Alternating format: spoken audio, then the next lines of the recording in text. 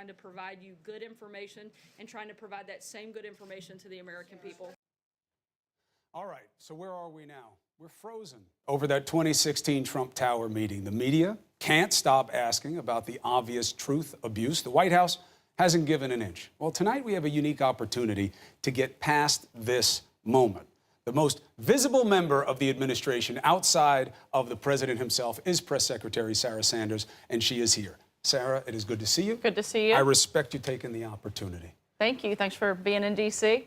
Well, I came for you. What do you think about this as a positive pivot? Let's take a look at this situation and see if we can get to a place, mutual respect, both sides think credibility counts, and we move forward. What do you say? All right, we'll give it a shot. All right. Where is the sticking point? This meeting matters. You know it does. I understand the reference to counsel. I get it, not just because I'm an attorney. But you don't want to answer for the lawyers. You don't want to answer for an operation that you're not a part of. I get it. But you can answer for what you said. You don't have to refer to counsel to that. Sekulo's not your lawyer. He's the president's lawyer. You're saying he didn't dictate this. He did what any father would do. That turns out not to be true. You agree with that? Once again, I know I answered this question on Monday. I answered it on Tuesday. And I'm going to answer it the same way today, and you're probably not going to like it any more on Wednesday than it sounds like you liked it on Monday or Tuesday. But this is a legal matter, and the appropriate individuals to answer questions on a legal matter are the outside counsel, and I would direct you to them. And frankly, I did direct you to them, and you had them here on your set, and you asked them that question, and I'd refer you back to that statement. I get it. I didn't have them, but I understand what you're saying about CNN. Why is it a legal matter, what you said? Again, this is an illegal process, and I would refer you to the appropriate venue to answer questions on a legal back and forth, and that is the president's outside counsel, and that's who you should ask those questions of. If you guys want to talk about questions that have to do with White House policy and substantive policy, I'm happy to try to answer those and do the best I can to provide you that information. If you want to talk about things that don't have anything to do with me and that are the venue of the outside counsel, then that's who should answer those questions. I get it. I get that that's the answer, but you also get that it's unsatisfying. Right? That's why we're frozen. I mean, I don't understand having to answer the same question over and over and over again. Well, because you haven't answered it. That's why. In all due respect, it's because you didn't answer it. No, that's not true. I've answered it. You just didn't like the answer. And there's a big difference between me not answering it and you not liking the answer. There can be. No, fair point. There can be a difference. However, I don't know that there is here because this is about something you said. You could have said this then. When people asked you, hey, what Sekulo says, is it right? Why didn't you say then it's a matter for counsel? Again, I'm not going to get into a back and forth with you. I've addressed it. The outside counsel has addressed it. They've answered this question over the last couple of days, and I would refer you back to those comments. Let's look at it a different way. Do you wish that the White House had corrected the error between where it started and where it wound up with Sekulo in this letter sooner?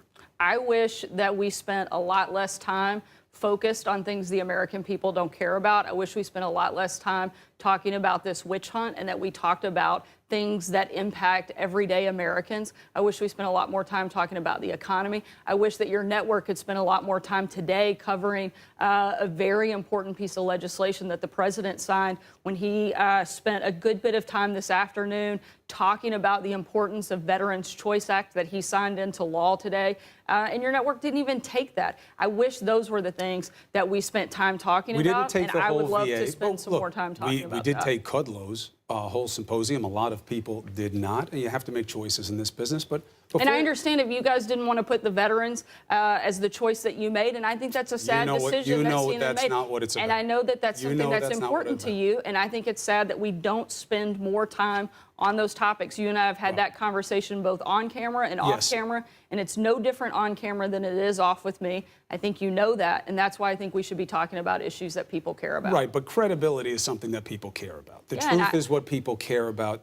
Nobody thinks, except really right now the president and maybe you in this moment, that this is a witch hunt. These are real questions. It's a real investigation. We've seen real indictments and lots of different threads to the story. But I understand that spin.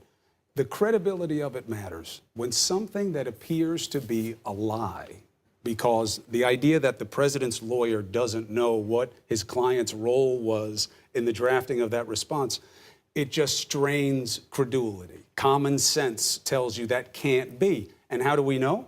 Because it wasn't. Sekulow changed his story. The letter came out only when exposed. Why wasn't the story changed sooner? Again, that's a question you'd have to ask the outside counsel. I'm not going to have a legal conversation with you here. If you want to talk about issues, again, that matter to the American people, I'm happy to do that. But you really don't I've think this answered matters to the American people? I've answered this question multiple times, and no matter how many times I answer it for you, it's not going to change. It's the same one. Look, it's So got to be frustrating for you. I'll try it one other way. it's got to be frustrating for me to answer the same question over and over again. To be put in a position Yeah. where you can't answer it. You seem to be in a position where you feel that you are constrained to not be able We to are answer. purposefully walling ourselves off and allowing the outside counsel to do their job, and we're doing ours. But you did initially answer it, right? I did, and again, I you regret referred that? you. No, I don't. But I'm starting to regret sitting here because Listen, I'm I just answering wanted the to same give you a question lot. I've I wanted to answered give you a million lot of times. chances at it because I think it matters. I think it hurts your credibility. I think it hurts the dynamic. But I gave you the opportunities. You made of them what you wanted. All right? It's not the only reason I brought you. I'm very comfortable with my credibility and the fact that I think by sitting here right now and taking questions from True. you shows the type of person I am, shows my effort to provide information, and frankly, to be in an environment that's not exactly friendly, that's not exactly one that I think a lot of people in my position would come and sit in, and I think that speaks a lot to my credibility. And if you want to focus on my credibility, I think that's something that you should certainly look at. I started the interview by saying, I respect you taking the opportunity. Let me ask you about something else that winds up becoming like a pattern of this. What the president called Spygate, all right? You've now had a list of people, including the Speaker of the House, Gowdy, Nunes, Burr, say, we looked at the information that is relevant. The FBI did nothing wrong. Is it time for the president to stop saying that the FBI spied on him wrongly? Look, the president's got some real concerns. We know that the FBI certainly participated in a number of things that I think, frankly, the American people are concerned about, not just the president, and we think they should be looked at, and that's what's taking place. Right, but he keeps saying it like it may have happened, and these people from your own party have looked at it and said it didn't happen. The president feels strongly about this and that it should be fully looked at, and I think he's got some real reasons to be concerned. There's no question that there was a lot of foul play that went on in the FBI. We've seen evidence of that, and certainly, people were fired over the inappropriate actions that they took while they were at the FBI, and certainly the president has a right to be concerned about that. Nothing connected to what he says, though, about spying. That's why I'm just saying, why don't Again, you drop there have been a lot that of- and move on to another area Again, where you don't know the facts? Chris, there have been a lot of reports that have that raised a lot of cause for concern. The president's asking that those be looked at. Look, there's been nothing, literally nothing, that has come out of the year-and-a-half-long witch hunt that you guys have been on, yet everybody keep wants to calling it spend that? plenty of time focused on that. Why do you the keep president's calling it simply that? asking that this be looked into I'll as well. ask you a third time. I don't know why you keep calling it that. Bob Because- Mueller's one of the most respected people in your party. Because he's there a is- decorated veteran. there is- Everybody stood up and cheered when he got this job. I'm glad you guys want to mention the veterans now, but you didn't want to cover it when we were Sarah, actually look, providing have I ever greater taken a choice cheap and shot greater at you? things. Why would you say that we don't support the veterans? That's not what I said. I said you. You were the didn't guys who cover it decided today. not to invite one of the biggest veterans groups who was in favor of the choice bill to the ceremony today, the IAVA, one of the largest populations, just because Well, they we haven't wouldn't been have- as affectionate we wouldn't to have known the that they weren't Trump there based on the administration. coverage by CNN today. No, but I'm saying, look, I think that we have a very strong case to make that we cover veterans issues as well or not better than anyone. I don't think we need a cheap shot. I ask you the questions, you answer them the way you want. The spying, I laid it out there for why I would think that it's time to let it go when your own people say so. You had a shot at that. Let me ask you about the economy in the first 500 days. That was a priority for you in coming on.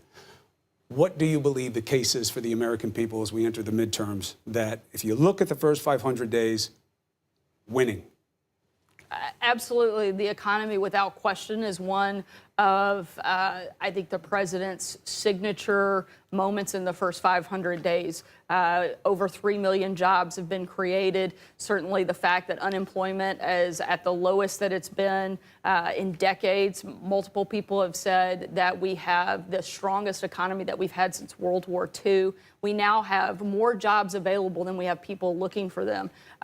No one can argue the fact that the economy is in a better place under this president and under his leadership, in large part due to the Tax Cuts and Jobs Act that he helped orchestrate and get through Congress, and also the massive deregulation and just the environment that he has created for businesses to want to go out, grow their companies, hire people, and not just hire them, but pay them good wages. We are in one of the best moments that we could possibly have economically, and it's a huge success for this president. A couple of questions about the at what cost of the growth. The tax bill was fundamental, according to the administration and certain economists, for juicing the economy. And I don't mean that in a cynical way. But it did come at a cost, because you have a deficit that we haven't seen in a long, long time. 2017, I think it was $666 billion, the number of the beast, much up from 2016, which was the last year you weren't responsible for. The estimates go up from there. Trump was so strong on being anti-deficit when he campaigned. Your party is so strong on being anti-deficit. Why balloon it now? Look, the president's working hard. That's one of the reasons that he's so emphatically focused on fixing the trade deficit that we have across the globe. He's making sure that we're protecting American workers and that we're putting more money back into Americans' pockets and that we're not allowing countries to rip us off anymore. The president's the first person in a long time to stand up to countries like China and say, not anymore, not on my watch. We're closing that gap. We're bringing the wealth back into the United States. Look, we've grown $7 trillion. $7 trillion in wealth here in this country under this president. The deficit wasn't created in a day. It's not going to be fixed in a day, but the president is certainly focused on reducing that. One of the big problems we had is the fact that previous administrations had let our military just drop down, and they had to have a huge surge in military funding and spending to rebuild our military and make sure that the president did his number one job, which is to protect the people across this country. And he did that by making sure our military was fully funded. And he did that by going off of what General Mattis and the folks at DOD said had to be done in order to put our military in the place it needed to be. But the growth of the economy winds up being countered and mitigated to a certain point by the deficit. And you mentioned... I certainly don't think that you can take away the strength of the economy because of the deficit. Don't get me wrong. That's fundamental economics. We want to fix that, and we're doing everything we can, but you can't take away the fact that this president has strengthened our economy and made it infinitely better. Ask any economist, ask any individual in this country, are they doing better under President Trump or better under President Obama? And I can tell you, based on the economy and the strength and the growth and the breaking down of barriers that this president has provided, they're better off under President Trump. Well, certainly people will say that, and some will not. That's what elections are about. You mentioned tariffs. There's an argument to be made that what people may have gotten back in their pocket from the tax cuts may be erased by the higher prices they're going to pay because of these tariffs. What about that? We don't think so. The president is focused on making sure we get good trade deals and not continue to be ripped off by other countries. We have countries like China, where we have a $500 billion trade imbalance, and that has to be closed. That the gap problem has is to be clear. addressed. Whether this is the right solution We can't continue to ignore it. question. And the president is focused on fixing the problem, and that's exactly what he's going to do. Thankfully, he's the best negotiator at the table, and we're very confident in his ability to get the deal that we need to make sure we close those gaps. Just interviewed Chuck Schumer. It'll be on after you. He says that the president is a terrible deal maker. And one of his examples is, look at the economy right now. You have more jobs than you do have people. And yet the president said in the immigration negotiation he wanted to cut legal immigration in half. Why would you cut legal immigration if you need more workers? Chuck Schumer is probably the only person in America that could find something wrong with a booming economy that's going on in this country right now. It's but that's a funny. good point about why you're cutting the workforce. Schumer's been on so many different sides of the issue. He was against the Iran deal until the president became the president and got rid of it. What about this one? I missed the last part of... Well, I'll say it again. Yeah. The idea that you want to cut legal immigration in half when you need more workers Why would you do that? Nobody here is against legal immigration. The president wants a system that works. He's tired of kicking the can down the road. We want to close loopholes. We want to secure the border. There's nothing wrong with that. Those are good things. But cutting it in Chuck half means Schumer- you're going to starve yourself Chuck of Schumer workers. should quit playing political games and do his job. He has done nothing. Look, the Democrats no longer have a message. That's why they continue to drop in numbers and the president continues to go up, because he's actually doing things to help the American people and he's solving problems. Democrats are going to have to decide at some point, and they should decide it soon, do they hate this president more than they love this country? Because right now, all they do is attack the president. They offer nothing. They have no solutions, and they have no message. And there's a reason that they're not going to do well in November, and that's it. They say they attack the president because they love the country. But again, that's what elections are for. I can't imagine why attacking a president that has strengthened our economy, built better foreign relations, put national security back on the forefront, and made America respected again, made us feared again by and friends of our allies. I find it laughable that Chuck Schumer would find things wrong with the way that the direction of the country is going right now. He's not alone in that. You got members of your own party who are against you on tariffs and other bills right now, so it's a little bit of a mixed bag. Let's go back to you. Let's end where we started. Are you enjoying your job? I am, and even in moments when I come on CNN, because I love our country, I think the president's doing a tremendous job, and we are, I think, moving the ball down the field in a way that it hasn't been done in a long time. And are you okay with how you're doing it?